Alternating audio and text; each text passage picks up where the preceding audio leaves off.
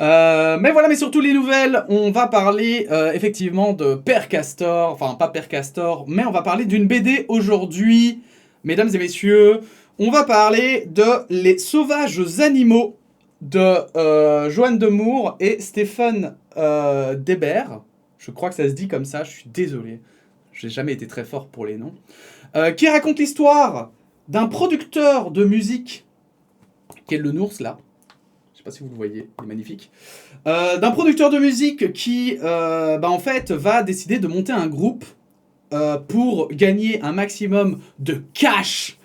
Et pour ça, il va prendre des musiciens. Il rencontre d'abord un musicien au hasard, et puis il se rend compte qu'il a un talent exceptionnel, et donc il va essayer de, comme ça, monter un groupe en prenant les meilleurs musiciens et en créant une alchimie entre eux. Et donc c'est un peu l'histoire justement de ce groupe qui va cartonner dans le rock, de la vie qu'il va mener, en sachant que c'est un monde d'humains, et que les seuls animaux de ce monde, enfin les seuls animaux, j'entends là, les seuls animaux qui parlent et qui savent vivre au milieu des humains, ce sont ces fameux animaux sauvages.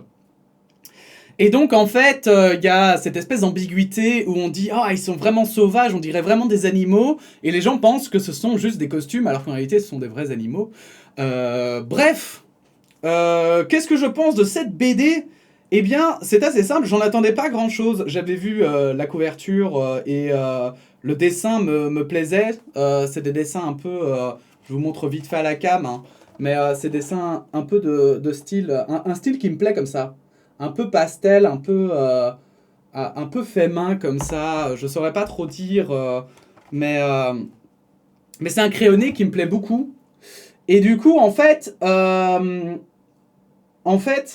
j'en attendais pas grand chose parce que donc, voilà, il est marqué sur la BD librement inspiré de la vie du manager de Led Zeppelin. Voilà.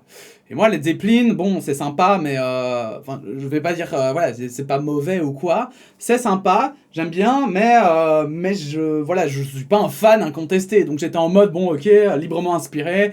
Ça veut dire quoi, qu'est-ce que ça va vraiment raconter et tout. Et finalement, ça a été, franchement, une très bonne surprise. J'ai beaucoup aimé cette BD. J'ai beaucoup aimé. C'est une histoire qui part un peu dans tous les sens. C'est vraiment librement, je pense, inspiré. Hein.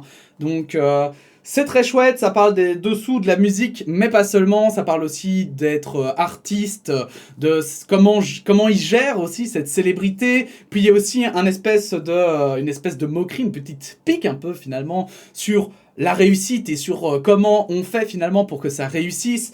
On a aussi cet ours mal léché, un peu bourru, hein, qui doit vendre des artistes inconnus et qui va aux maisons de disques et qui doit du coup les bluffer pour les faire passer pour plus exceptionnels finalement qu'ils ne sont.